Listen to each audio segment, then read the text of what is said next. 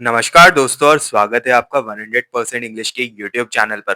दोस्तों आज हम मॉडर्न पोएट्री के एक ऐसे मास्टरपीस को एक्सप्लोर करने वाले हैं जो हमारे डिजिटल एज के इमोशंस को परफेक्ट तरीके से कैप्चर करती है। हम बात कर रहे हैं कैरल एंड डफी की पोयम टेक्स्ट के बारे में।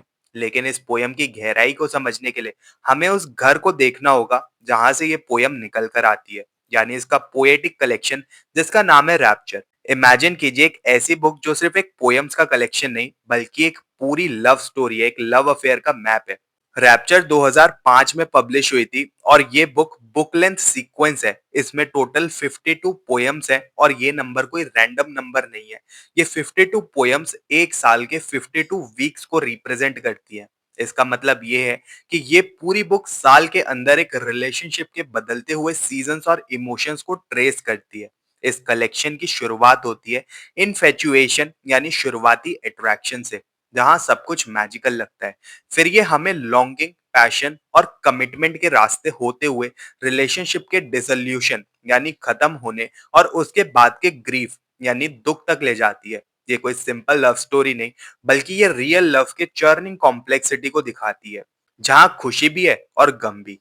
अब बात करते हैं हमारी आज की पोयम टेक्स्ट के बारे में। ये इस कलेक्शन की सेकंड पोयम है। इससे ठीक पहले आती है यू, जहां लवर अपने पार्टनर के ख्यालों में खोया रहता है।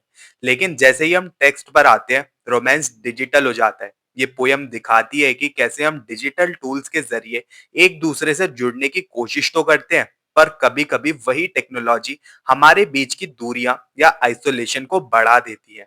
एक बहुत ही इंपॉर्टेंट बात है जो आपको जाननी चाहिए, वो ये है कि भले ही ये पोयम्स एक पर्सनल रिलेशनशिप से इंस्पायर्ड थी, लेकिन कैरल एंड डफी ने इन्हें नॉन जेंडर स्पेसिफिक रखा है। इसका मतलब ये है कि ये पोयम्स किसी भी रीडर के लिए हो सकती हैं, चाहे उसका जेंडर या बैकग्राउंड कुछ भी हो।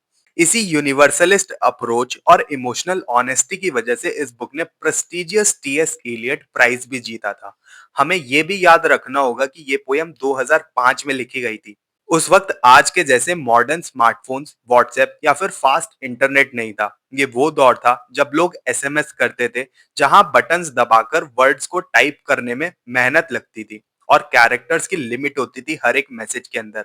इस टेक्टाइल और स्लो प्रोसेस ने इस पोयम का टोन डिस्पोडेंट या फिर थोड़ा सा उदास बना दिया है।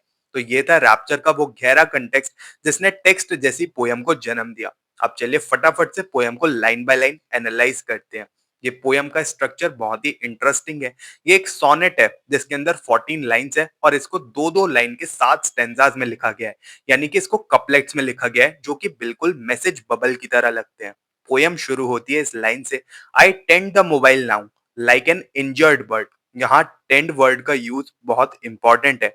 हम किसी बीमार या फिर प्यारे पेट की टेंडिंग करते हैं। स्पीकर अपने मोबाइल को सिर्फ एक मशीन नहीं बल्कि एक इंजर्ड बर्ड की तरह हैंडल कर रही है। ये एक सिमिली है जो दिखाती है कि टेक्नोलॉजी कितनी फ्रेगाइल और नाजुक हो चुकी है। शायद वो बर्ड स्पीकर का अपना दिल है जो मैसेज ना आने पर चोटिल फील कर रहा है। नेक्स्ट लाइन्स है, we text text text are significant words. यहाँ टेक्स्ट वर्ड का 3 बार रिपीटेशन एक पैलिलॉगी है।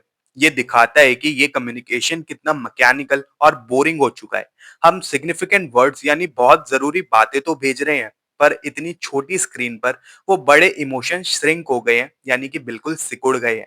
आगे स्पीकर कहती है, I reread your first, your second, your third. ये लाइन हम सबके लिए बहुत रिलेटेबल हो सकती है। जब हम किसी को लव करते हैं तो हम उनके पुराने मैसेजेस बार बार री रीड करते हैं। यहाँ काउंटिंग फर्स्ट, सेकंड, थर्ड ये दिखाता है कि स्पीकर कितनी ऑब्सेसिव हो गई हैं। वो उन डिजिटल ट्रेसेस को होल्ड कर रही हैं क्योंकि उनका लवर उनके पास फिजिकली मौजूद नहीं है। Look for your small x x feeling absurd. X x यहाँ मेटाफर है किसिस के लिए।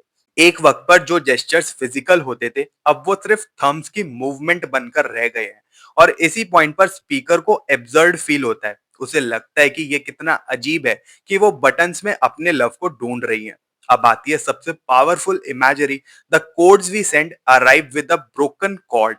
कोड्स यानी कि टेक्स्ट स्पीक और लवर्स की अपनी सीक्रेट लैंग्वेज को दिखाते हैं, पर ये मैसेजेस एक ब्रोकन कॉर्ड के साथ पहुंचते हैं। म्यूजिक में जब कोई कॉर्ड टूटा हुआ होता है तो वो डिसोनेंस यानी कि बेसुरापन क्रिएट करता है। इसका मतलब है कि डिजिटल मैसेजेस में हार्मनी और इमोशंस गायब हो गई हैं जो कि एक असली आवाज में हुआ करते थे।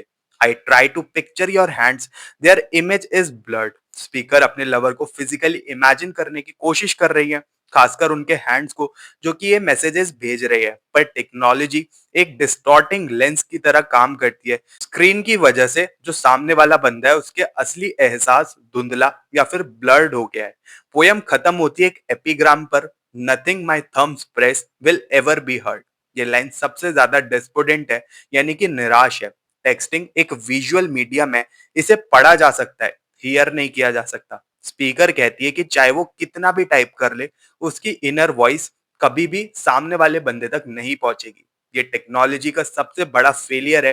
ये कनेक्टिविटी तो देती है पर लेकिन कनेक्शन नहीं दे पाती। तो ये था इस पोयम टेक्स्ट का लाइन बाय लाइन ब्रेकडाउन। हमने इस पोयम की लाइंस तो डिकोड कर ली, पर अब वक्त है इसकी सोल को, इसके थीम्स और एनालिसिस को समझने का।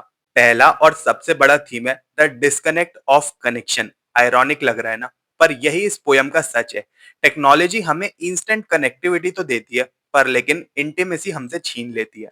डफी हमें दिखाती है कि कैसे हम डिजिटल सिग्नल्स के जरिए एक दूसरे से कनेक्टेड तो हैं, पर इमोशनली हम डिस्टेंट फील करते हैं। जो दो बंदे आपस में मैसेज कर रहे हैं, उन दोनों के पास मोबाइल से एक टेक्नोलॉजिकल डिवाइस तो है, पर लेकिन वो आपस में एक दूसरे के पास नहीं है और डिस्कनेक्टेड है। वो सिग्निफिकेंट वर्ड्स जो हम भेजते हैं वो स्क्रीन पर आते हैं और सिर्फ एक डेटा बनकर रह जाते हैं। एक और इंटरेस्टिंग थीम है नेचर वर्सेस टेक्नोलॉजी का। याद कीजिए वो line, injured bird. Traditionally love poetries में बर्ड, फ्लावर और नेचर का जिक्र होता है, पर डफी ने उस नेचुरल वर्ड को एक आर्टिफिशियल मशीन यानी मोबाइल फोन से रिप्लेस कर दिया है। वो दिखा रही है कि मॉडर्न सोसाइटी में हमारी प्रायोरिटीज बदल गई हैं। हम लिविंग क्रीचर से ज्यादा अपने गैजेट्स को टेंड करते हैं, जैसे वो कोई जिंदा चीज हो। ये कनेक्शन दिखाता है कि हमारी इमोशंस अब टेक्नोलॉजी पर डिपेंड हो गए हैं। अब थोड़ा सा टेक्निकली इस पोएम को एनालाइज करते हैं। डफी ने ब्रोकन कॉर्ड का यूज किया है। म्यूजिक में कॉर्ड तब बनता है जब डिफरेंट नोट्स एक साथ हारमोनी में बजते हैं, पर टेक्सटिंग में साउंड और टोन गायब है, इसलिए कन्वर्सेशन डिसहार्मोनियस होती है। इसके साथ ही ये पोयम एक मॉडर्नाइज सोनेट है। ट्रेडिशनली सोनेट में 14 लाइंस होती हैं जो कि एक फिक्स राइम स्कीम को फॉलो करती हैं।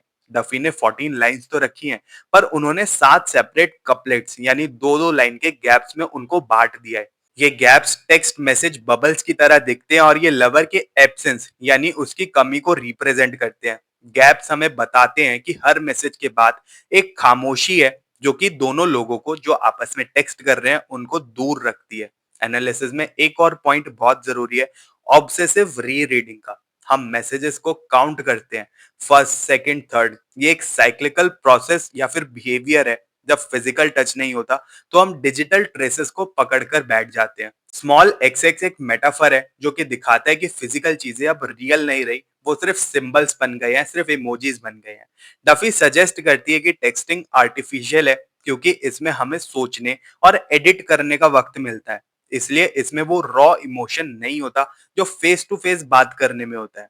डफी की एक और पोयम है सिंटेक्स, जहां सिंटेक्स में वो आर्के पुराने वर्ड्स दाऊ दी का यूज करके लव को डीपर बनाना चाहती हैं। वहीं टेक्स्ट में लैंग्वेज बिल्कुल कंडेंस्ड और छोटी हो गई है। दोनों पोयम्स लैंग्वेज के लिमिटेशन को दिखाती हैं, पर टेक्स्ट हमें डिजिटल एज की निराशा यानी डिस्पोडेंसी के ज्यादा करीब ले जाती है। कंक्लूजन में हम ये कह सकते हैं कि कैरल एंड डफी की टेक्स्ट एक वार्निंग की तरह है। ये हमें बताती है कि टेक्नोलॉजी डिस्टेंस तो मिटा सकती है, पर वो दिल के गैप को नहीं भर सकती। पोयम का एंड थम्स और हर्ड पर होता है, यानी कि हम टाइप तो कर रहे हैं पर लेकिन हमारी पुकार साउंडलेस है।